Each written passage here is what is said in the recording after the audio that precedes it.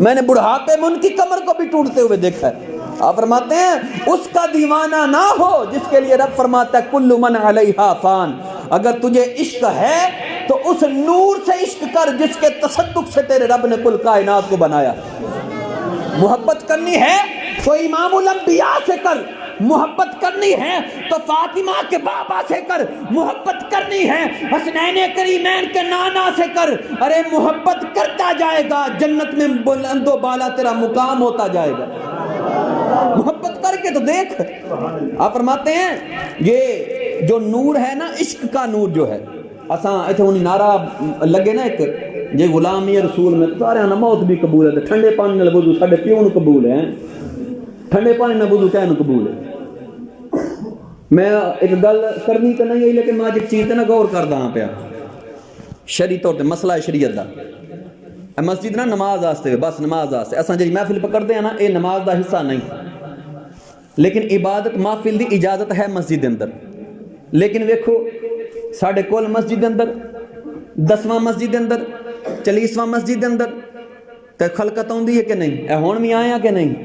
کس واسطے؟ اکثر کل 10واں 40واں یا وڈا کوئی پروگرام ہوئے تو پتہ کیوں خلقت ہوندی ہے؟ یار منہ بخائیے پھر بندہ گلا کرے گا۔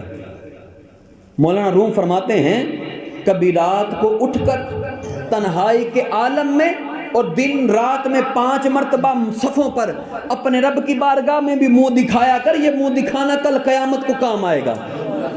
ایتھے بھی منہ دکھایا کرنا، ایتھے منہ دکھائے جے نا وہ قیامت والے دن اے نہیں ہونا کہ یہ منہ نہیں ہے دکھانے کے قابل، بلکہ نانا فرشتے آکھن گے اے اہل محشر دیکھو یہ وہ بندہ ہے جو اپنے رب کے لیے دنیا کو ٹھکرا کے آ رہا ہے، اپنے رب دے واسطے۔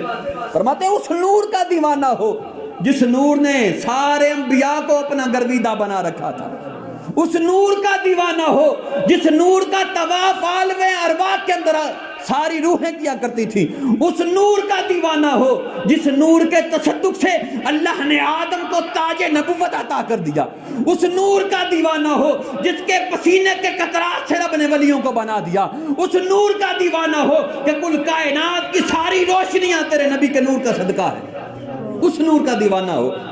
حضرت مولانا روم سرکار رحمۃ اللہ علیہ فرماتے ہیں، آپ فرماتے ہیں سارے نبی کا وجود، جو سارے نبیوں کا وجود، کل کائنات کے اندر جتنے وجود موجود ہیں سب مٹی سے ہیں، اپنی اصل کسی کی کچھ بھی نہیں، سب تخلیق شدہ مال ہے، سب تخلیق شدہ مال ہے۔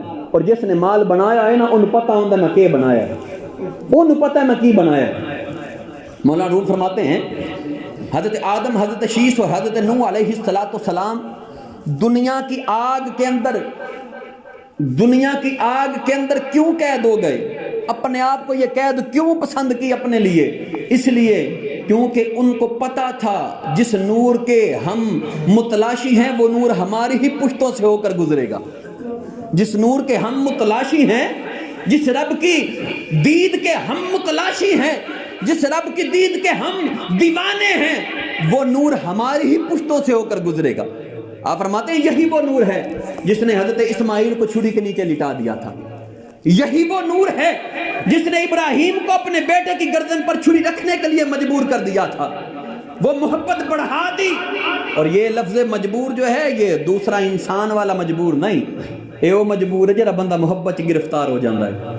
فرماتے ہیں یہی وہ نور ہے جس نے 40 دن تک حضرت ادریس علیہ السلام کو مچھلی کے پیٹ کے اندر زندہ رکھا، یہی وہ نور ہے جس نے حضرت ابراہیم کو آگ کے اندر سلامت رکھا، یہی وہ نور ہے جس نے حضرت نوح کو کشتی کے اندر سلامت رکھا، یہی وہ نور ہے جس نے جناب حضرت یعقوب علیہ السلام کی آنکھوں کی بینائی کو واپس کر دیا، یہی وہ نور ہے جس نے حضرت یوسف کو کنویں میں ڈال دیا، یہی وہ نور ہے جس نے کنویں سے نکال کر مصر کے تخت پر بٹھا دیا، یہی وہ نور ہے جس نے حضرت یوسف کو خواب کی تعبیر کا علم عطا کر دیا، یہی وہ نور ہے جس نے حضرت عیسیٰ کو چوتھے آسمان پر بٹھا دیا، یہی وہ نور ہے جس نے حضرت جرجیس علیہ السلام کو، آپ اپنی زندگی کے اندر 7 مرتبہ فوت ہوئے ہیں، تو پہلی بار گل سننی، حضرت جرجیس علیہ السلام اپنی زندگی کے اندر 7 مرتبہ فوت ہوئے اور رب کے تصدق سے 7 مرتبہ زندہ ہوئے، پھر بھی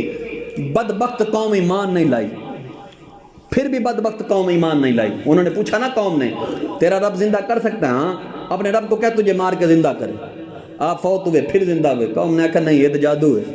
اے تو جادو ہے, اے جادو ہے. اب فرماتے ہیں یہی وہ نور ہے جس نے ان کو 7 مرتبہ زندہ کر دیا.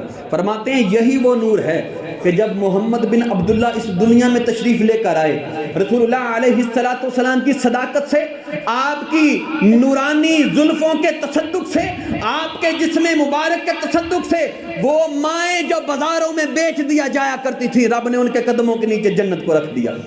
یہی وہ نور ہے کہ جس کے ہوتے ہوئے, جس کے آنے سے پہلے بیٹیوں کو زندہ دفن کر دیا جاتا تھا. یہی وہ نور ہے جس نے آ کر بتایا لوگوں بیٹیاں رب کی رحمت ہوا کرتی ہیں.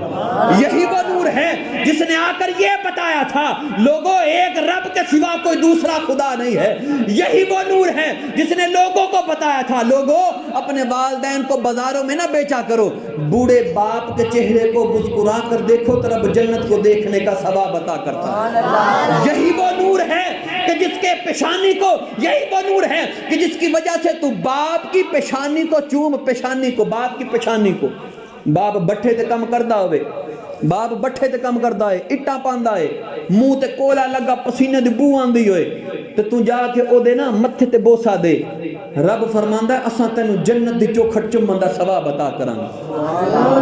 تے جنت دی مٹی مشک و عنبر دی مٹی ہے, زعفران دا گارا تیار ہویا دا, لالو یاقوت مرجان دیاں اٹھاں لگی دیاں, تو جناب پھل ایسے کہ جنہ دے اندر ذائقہ خراب نہیں ہوندہ, اور زندگی ایسی جدے اندر موت کوئی نہیں, اور کھانا ایسا جدے بعد پکھانا کوئی نہیں.